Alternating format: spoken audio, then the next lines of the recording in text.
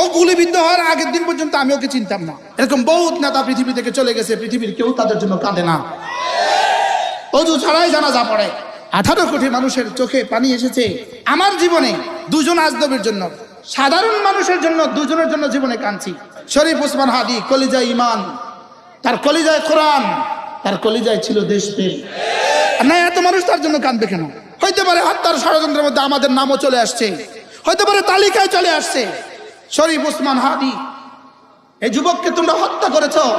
এই যুবককে হত্যা করে তোমরা, যুবক চেয়েছিল শুধুই ঢাকা 8 আসনের এমপি হইতে। রব্বে কারিম তার 3টা প্রয়োজনে, 3টা কারণে। তার কলিজায় ঈমান ছিল, তার বুকে কোরআন ছিল, সে হাফেজে কোরআন ছিল। সে কি ছিল?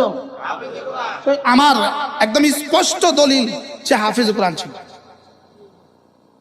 গত পরশু আমার ঢাকা যেখানে বয়ান ছিল, ওই মসজিদের ইমাম, সাবার কি মসজিদ বলে এটাকে, সাবার মডেল মসজিদ, ওই মসজিদের ইমাম শরীফ হাদির বন্ধু, তারা একসাথে দাখিল আলেম পাস করেছে। ওই ইমাম আমাকে বললেন, হুজুর শরীফ হাদি হাফেজে কোরআন ছিল।